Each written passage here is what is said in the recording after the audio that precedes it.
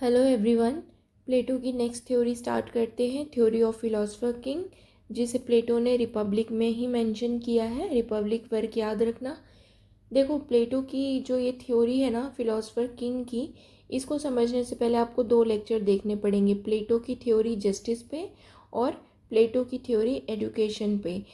जब आप जस्टिस और एजुकेशन पे लेक्चर्स देख लोगे, जो मैंने पहले करवा दिया है, तभी आप ये वाला लेक्चर देखना, ताकि आप कॉन्सेप्ट्स को रिलेट कर पाओ। क्लियर?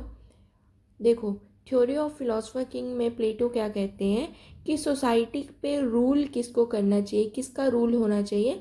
फिलोसफर किंग्स का होना चाहिए। फिलोसफर किंग्स कौन होते हैं? जिनके पास विजडम होता है, जिनके पास ज्ञान होता है, उन्हें पता होता है कि सोसाइटी का गुड और बैड क्या है, उनको पता है कि सोसाइटी के लिए क्या अच्छा है और क्या बुरा है। ऐसे ही लोग कौन कहलाते हैं?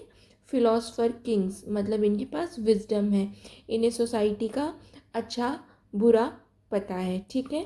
प्लेटो कहते हैं कि जनरली क्या होता है, रूलर्स जो होते हैं वो सोसाइटी में दो मोटिव की वजह से काम करते हैं, सेल्फ इंटरेस्ट की वजह से और पावर की वजह से। उनमें विजडम की कमी होती है, ज्ञान की कमी होती है। वो सोसाइटी के हित के लिए, सोसाइटी के इंटरेस्ट के लिए काम नहीं करते।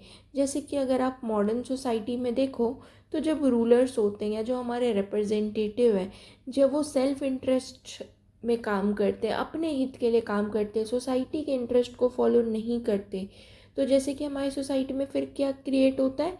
इनजस्टिस क्रिएट होता है। जैसे कि जब रूलर सेल्फ इंटरेस्ट में काम करते हैं, तो जैसे कि करप्शन हो गया है ना।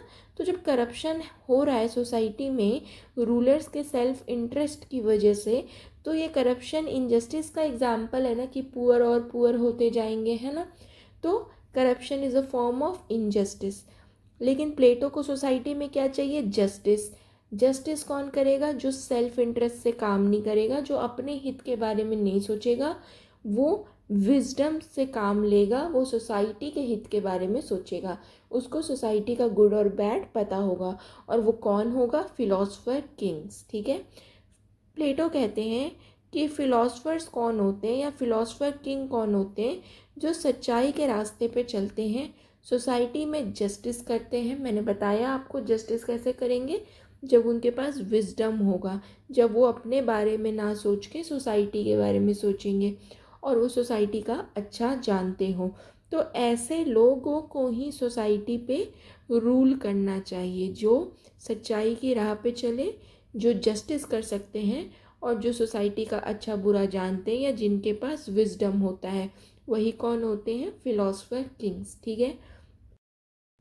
प्लेटो कहते हैं कि एक अच्छा राजा, एक अच्छा रूलर कौन होना चाहिए? आइडियल रूलर कौन होना चाहिए सोसाइटी में? फिलोसफर होना चाहिए।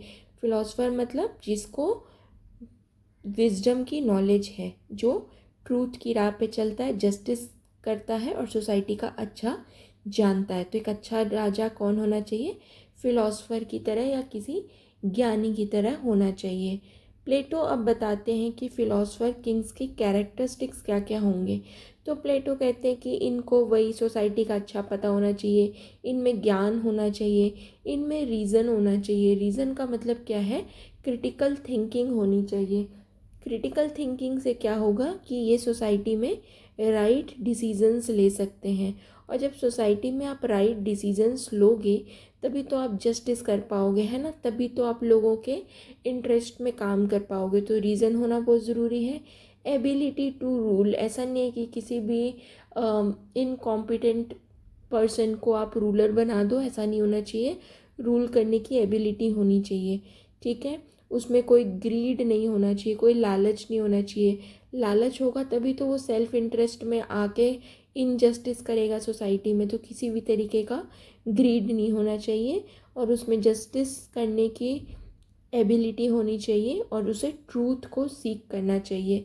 सोसाइटी में ट्रूथ, सच के रास्ते पे चलना चाहिए। ठीक है। तो ये बहुत ही आसान आइडियल बातें हैं और अच्छी अच्छी बातें हैं। तो इतना कोई भारी भरकम चीज़ नहीं है आपको लर्न करने के लिए।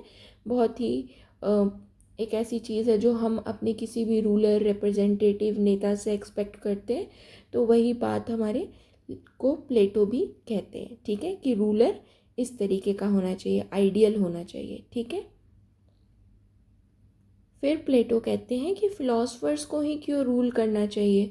तो प्लेटो ने कहा कि जैसे उन्होंने एलिगरी ऑफ केव का एग्जाम्पल दिया था कि कुछ लोग जो हैं केव में बैठे होते हैं और अपनी जंजीरों में बैठे होते हैं, चेन होता है उनके हाथ पैर में, वो केव से बाहर ही नहीं निकलते, अपना पूरा जीवन केव में ही बिता देते हैं। लेकिन कुछ लोग अपनी चेन को तोड़ के केव के बाहर चले जाते हैं और केव के बाहर जाके उन्हें रियलिटी दिखती है कि रियल वर्ल्ड तो इस केव के बाहर एग्जिस्ट करती है।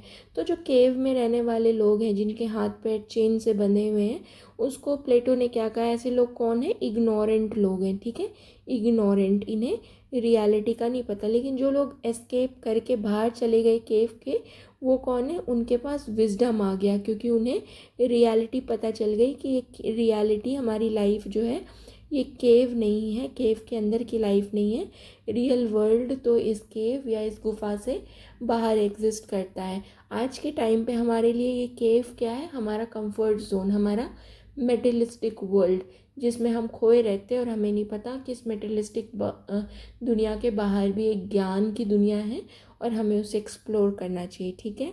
तो प्लेटो कहते हैं कि जिन लोगों ने केव को छोड़ दिया था, उन लोगों ने केव के बाहर जाके ट्रू रियलिटी देखी, तो वही लोग फिलोसफर्स कहलाएंगे, मतलब उनके पास विजडम आ गया ना, अब वो इग्नोरेंट तो रहे नहीं, ठीक है।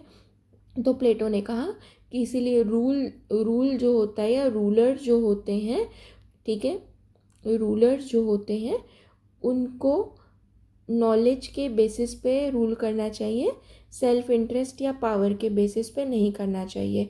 और सेल्फ इंटरेस्ट कब आता है, जब आप इग्नोरेंट होते हैं, है ना, इग्नोरेंट होते हैं। जब आप इग्नोरेंट होते हैं तो आप सिर्फ अपने हित के बारे में सोचते हैं। लेकिन जिनका सेल्फ इंटरेस्ट ख़त्म हो चुका होता है, जो लोग विजडम को पा लेते हैं, अपनी लाइफ में ज्ञान की प्राप्ति कर लेते हैं, वो लोग जो हैं उन्हें ही रूल करना चाहिए, क्योंकि उन्हें पता है कि सोसाइटी का हित क्या है, ठीक है।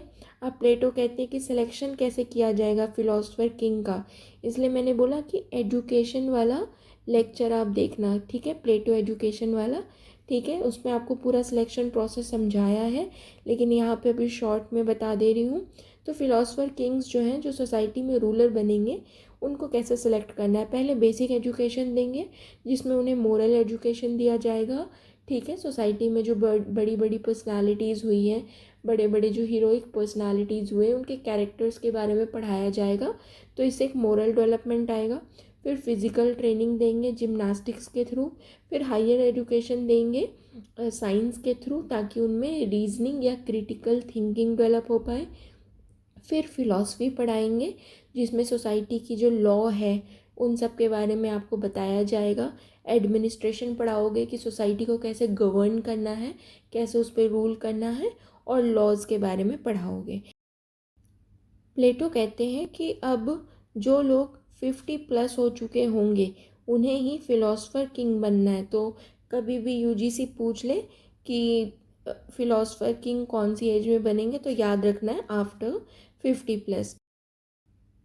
अगर आपको आज का लेक्चर अच्छा लगा हो तो आप सोशियो इजी क्लासेस को सब्सक्राइब कर सकते हो एंड शेयर भी कर सकते हो, and stay connected for more such philosophical content.